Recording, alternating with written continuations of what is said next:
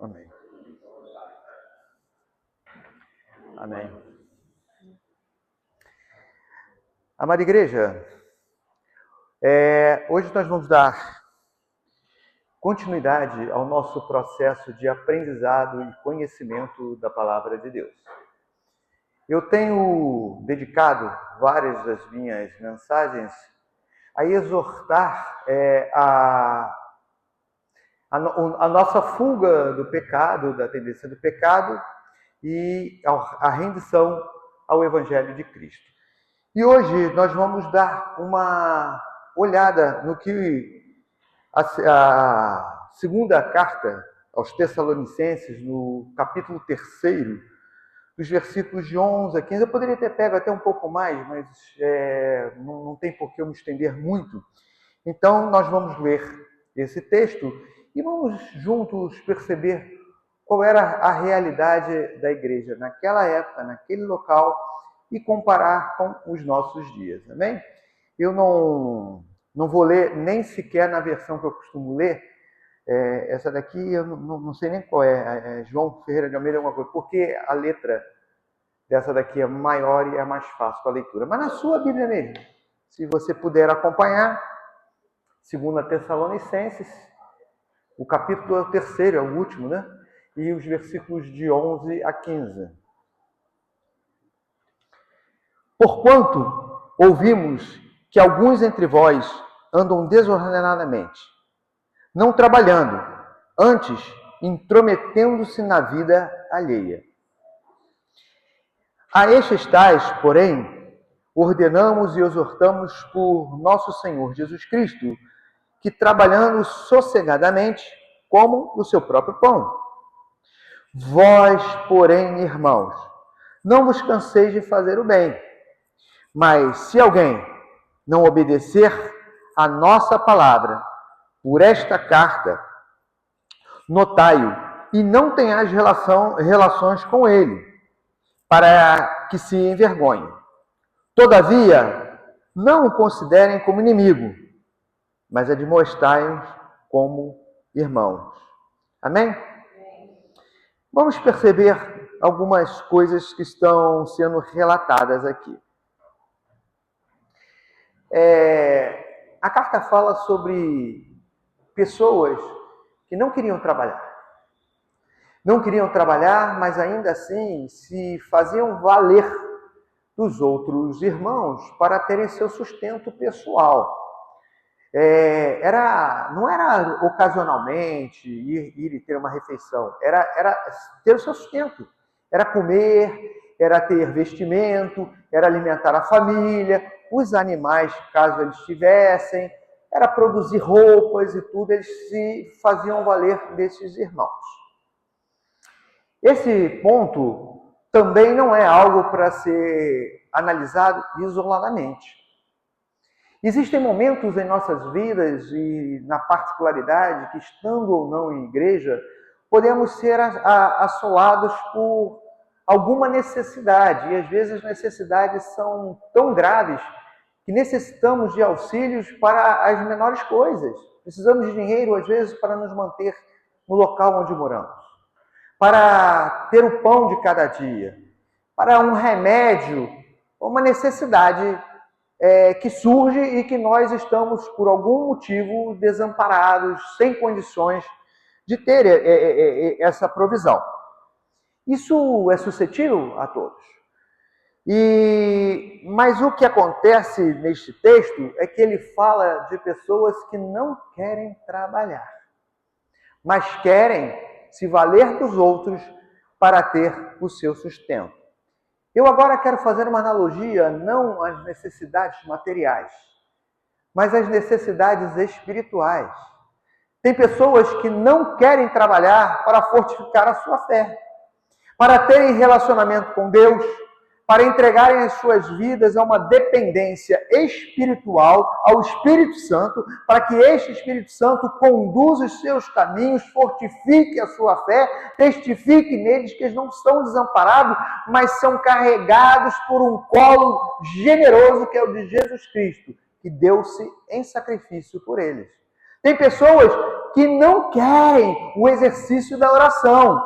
Eu nem vou falar do jejum, mas da oração, porque o jejum, às vezes, ele também é difundido de maneira tão equivocada e para motivos tão equivocados que hoje não há tempo para trabalhar sobre ele. E tem pessoas que sequer têm saúde para fazer um jejum, não do jeito que a gente pensa.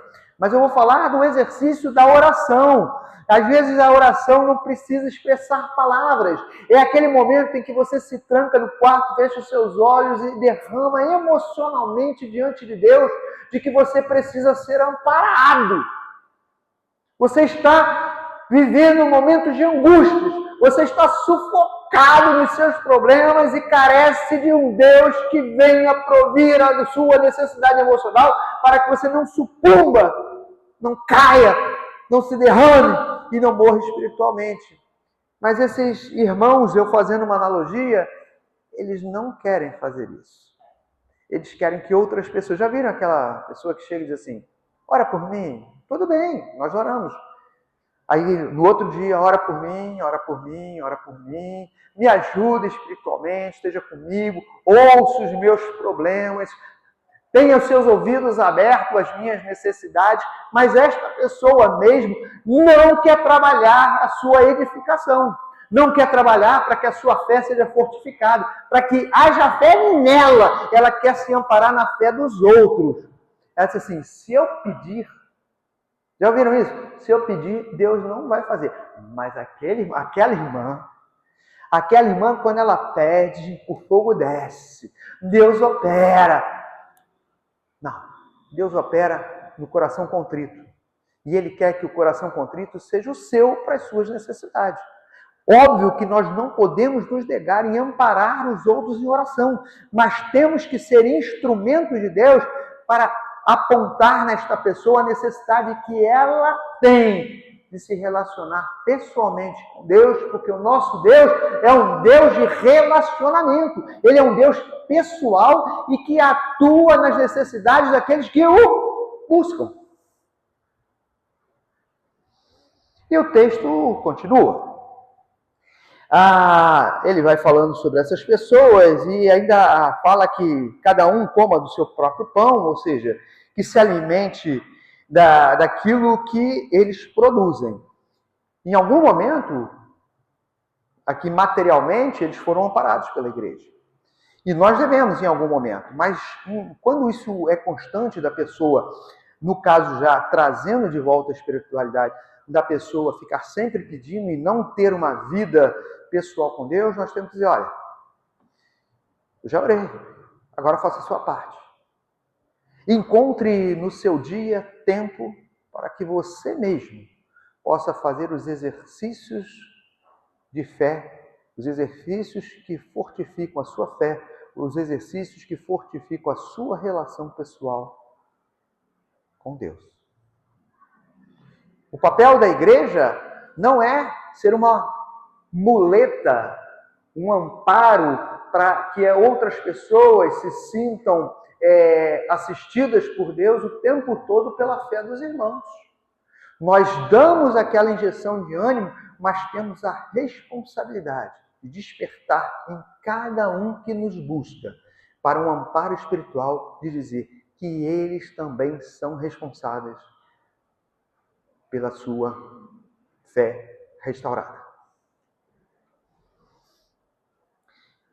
E aí nós vamos agora para o versículo 13. Vós, porém, irmãos, não vos canseis de fazer o bem. Quando o apóstolo ele escreve essa carta e faz essa exortação, ele logo em seguida diz, não se cansa de fazer o bem, porque há uma contrapartida. Quando nós chegamos ao ponto de confrontar as pessoas e dizer assim, olha, você é responsável pela edificação da sua vida. Você agora tem instrumentos suficientes para buscar em Deus um amparo que lhe fortifique espiritualmente, para que lhe dê alicerces para você suportar as dores, as angústias, o sofrimento, as amarguras e as decepções deste mundo. E quando nós fazemos isso, em algum momento também diz assim, agora eu não vou fazer mais isso com ninguém. Cada um, a pessoa chega, te busca, uma outra pessoa te busca, está completamente desamparada, perdeu o rumo, foi atacada por uma situação tão grave na vida dela que ela se sente fraca espiritualmente. Aí você diz, não, você é responsável pela sua fé. Ora, vai para casa e ora. E diz assim, Deus está contigo, vai. Ou então aquela frase que todo mundo fala, já vê assim, eu vou orar, né? Ora comigo, vou orar. E não ora nada, né? Vou orar. Vou orar e você dizer isso, né? Não vou orar e não ora nunca. Irmão, se você se comprometeu em orar, ore. Nem que seja uma vez. Gaste um tempinho. Ou então não se comprometa. Mas aí o apóstolo adverte para que eles não se cansem de fazer o bem. Porque a resposta à primeira ilustração que eu dei da carta podia ser das pessoas não fazerem o bem. Aqui, no caso, o bem é material. Eu tenho consciência que ele está falando de pão mesmo, de trabalho, de sustento, mas eu, como falei no início, estou fazendo uma analogia espiritual porque acredito que em toda a palavra de Deus há vida suficiente para trazermos à realidade assuntos que estão ocultos, mas que são verdades empíricas, né? Verdades que estão no texto como valor moral. Então, eu me dei o direito de fazer uma exegese, uma interpretação que ultrapassa o texto. Eu tenho consciência disso, tá? Não sou um pregador leviano, mas estou vendo realidades espirituais no texto que podem ser trazidos para a igreja fora da questão material. E ele fala para que as pessoas não se cansem de fazer o bem.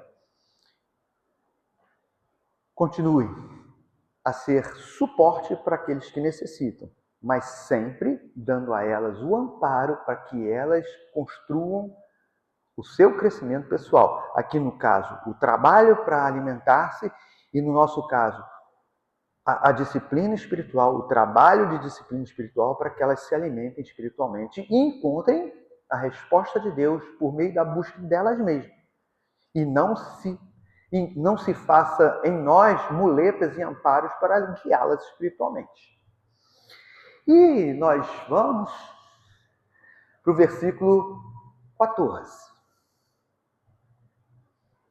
Mas, se alguém não obedecer a nossa palavra por esta carta, notai-o e não tenhais relações com ele, para que se envergonhe.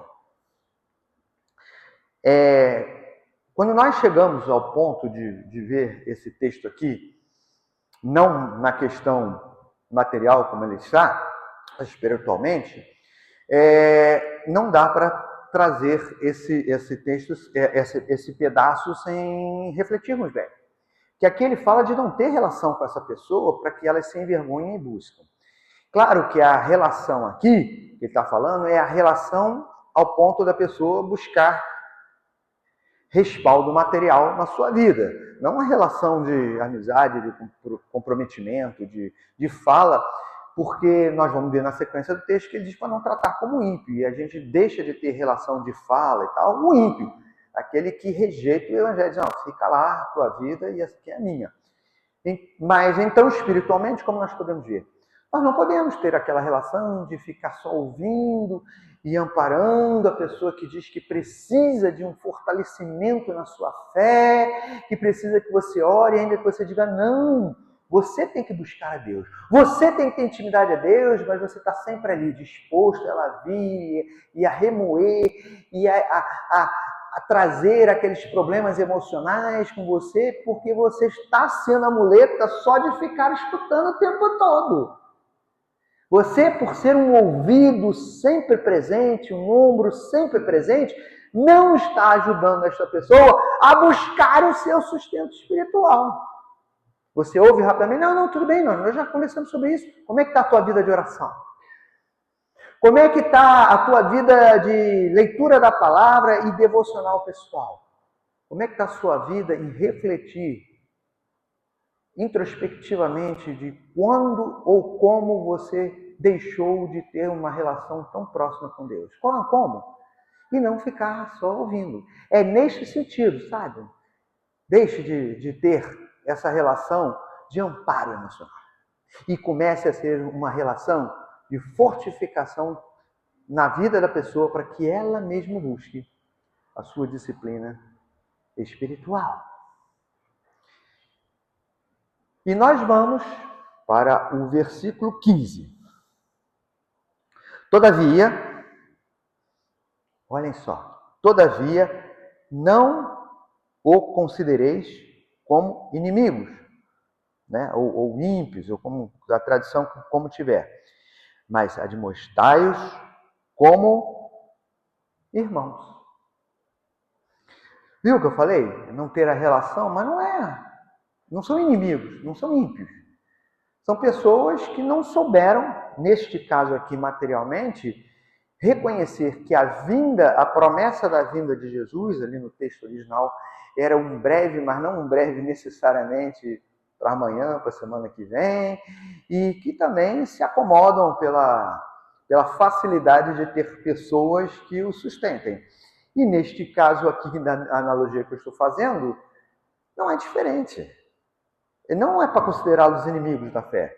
A pessoa que não consegue ou que reluta em ter um exercício pessoal de busca ao Senhor e de fortalecimento dele mesmo, ter uma relação com Deus e dizer assim, não, eu quero ouvir de Deus na minha vida as promessas que Ele derramou para o seu povo. Não quero viver das promessas e das relações e das experiências dos outros. Eu quero ter pessoal, mas essa pessoa não é uma inimiga do Evangelho.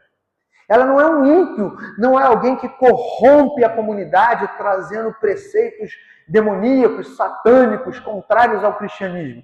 Não é alguém que destrói as relações entre os irmãos, trazendo contendas, inimizades, fofocas. Não é alguém que traz para o meio evangélico um desgosto das pessoas de se relacionarem como irmãos e até comungarem. Porque isso existe. Existem pessoas que são tão, vamos dar um termo mais, né, tóxicas nas nossas relações, que às vezes a gente prefere não ir para a igreja para não estar perto dela. Embora nós saibamos que o preceito bíblico, o ensinamento bíblico é para estarmos juntos e suportarmos uns aos outros, dar suporte uns aos outros, entendendo que naquela pessoa existe algo que é precioso a Deus e ainda que nos incomode, que tem equívoco, nós temos que estar juntos para que juntos possamos exercer as disciplinas da fé, entre elas o amor, a misericórdia, a longanimidade, a benignidade, tudo aquilo que nós já sabemos. Mas às vezes nós estamos tão incomodados assim, prefiro não estar naquele ambiente. Mas esse caso aqui não é isso. É alguém apenas que depende dos outros. E que nós temos que, às vezes, dar um passo para trás para que aquela pessoa possa prosseguir sozinha. Vou trazer uma figura de linguagem que, se não todos, pelo menos a maioria, acredito que todos aqui nessa comunidade, já passaram. Eu, no caso, vou falar da bicicleta, mas pode ser no andar mesmo. Você tem uma criança pequena, um filho, e você fica segurando a mãozinha e ajudando a caminhar, em determinado momento você tem que soltar. Aí dá uns passos trôpegos, cai. Eu, no caso da minha filha, eu ia com a mão no selim, e ela falava, não solta não, pai, não solta não. Aí ela solta não, não vou soltar. Ela olhou, você soltou não, eu já tinha soltado, eu não vou soltar. Aí ela andou. Então, às vezes, a gente tem que fazer isso, é soltar, é tirar a mão, é deixar, é chamar para que a própria pessoa se esforce e na sua própria fraqueza e incerteza vá tentando e vá dando os primeiros passos na fé e vai sentindo firmeza e vai sentindo convicção de que ela é capaz de dar o próximo passo, e o próximo passo, e o próximo passo até se erguer e gritar para o mundo que está caminhando com seus próprios esforços. E essa pessoa na fé também, a gente tem que dar condições para que ela mesma encontre sustento da sua vida espiritual, para que ela grite para o mundo que ela tem condições de se relacionar com Deus e que Deus é capaz de transformar a vida dela, fortificar a fé dela, para que ela enfrente todos os obstáculos que vêm à frente, porque ela sabe que quem sustenta ela é aquele que venceu a morte e trouxe vida espiritual para ela e para cada um de nós. Esse é o texto. O texto não fala de uma fantasia nas relações. Qualquer relação que seja material, espiritual, existe um momento em que a própria pessoa tem que buscar o seu caminho. Como fechamento, eu tinha até uma ideia de ir para um outro lado, mas eu não acho muito prudente, porque provavelmente eu ficaria mais tempo do que o que deveria aqui. E como os sermões são de 20 minutos, então já estou perto de terminar. Mas como fechamento, vamos pensar no seguinte. Eu sempre falei de você e outra pessoa que está precisando da fé. Mas se o caso da igreja for de você ser aquele que precisa ser fortalecido e está escutando esta palavra, como proceder? Você talvez seja aquele que não encontrou em ninguém aquele ombro amigo, aquele ouvido disposto a escutar, mas está fraco na fé. Como proceder? Bom, Deus é um Deus de milagre. E Ele age de maneiras, às vezes, completamente fora daquilo que nós esperamos. Nós vimos Deus se revelar no meio de um fogo que não queima.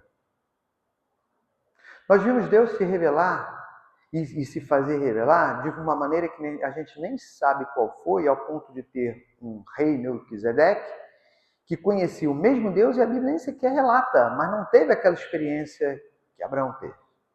Nós vemos Deus que se revela, às vezes, numa pessoa que está à beira da morte e clama porque não quer passar por aquilo e encontra na sua própria convicção ou nas palavras de outras pessoas uma palavra que consegue tocar a sua necessidade. Então, se você é essa pessoa, busque. E Deus vai falar contigo na sua necessidade. O mundo é repleto de experiências, de pessoas que foram presas e na prisão, chorando amargamente por desespero, por entender que os seus caminhos aquilo levaram ali e que ele era indigno de estar sequer vivo, e encontrar uma palavra de misericórdia, uma palavra de vida, um missionário que foi, um outro preso que já se converteu, uma Bíblia que lhe foi entregue, Deus falou com ele, e ele quer falar com você, se este é o seu problema. As suas orações são capazes de mover o mundo, assim como foram capazes de fazer a Terra retroceder em relação ao Sol, ou avançar, não me lembro agora, e o Sol retroceder, a Terra avança, o Sol retrocede. Se ela é capaz de dividir um mar, se ela é capaz de fazer com que um morto volte à vida ou uma doença saia do corpo, ela é capaz de fazer com que o seu desespero e angústia seja respondido de alguma maneira, para você reconhecer que o mesmo Deus que operou no Antigo Testamento opera hoje na sua vida. Não deixe com que o seu desespero o leve para um afastamento ainda maior de Deus. Tem uma fala, e eu já prometo mesmo, já estou terminando, tem uma fala que é muito comum, né? Quem não vem pelo amor, vem pela dor. Tá? Não tenho muita certeza, não. Eu acho que a dor leva ao amor. Mas eu aceito essa fala, pelo menos em parte. Eu sempre entendo que a dor o leva ao amor, de reconhecer que alguém está consolando. Mas vamos trabalhar com ela secamente. A dor do seu sofrimento pode te levar a reconhecer a necessidade de buscar esse Deus e esse Deus responder.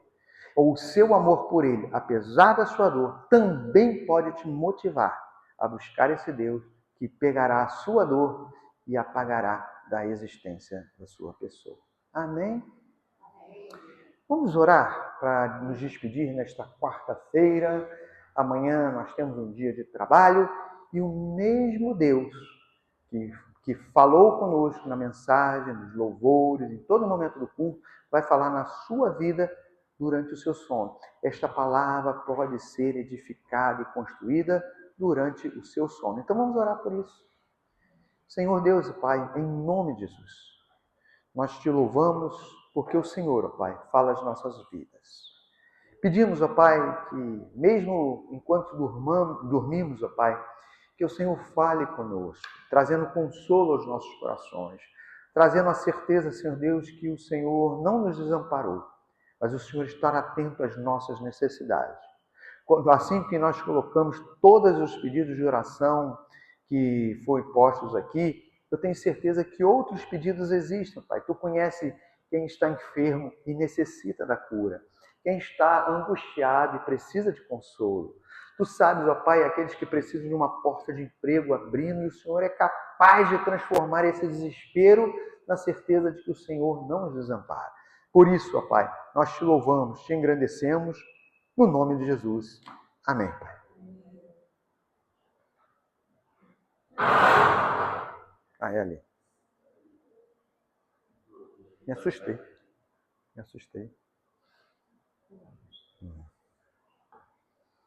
Na igreja, nós temos mais um louvor, posto sobre o nosso Silvano, né? Nós vamos nos colocar de pé.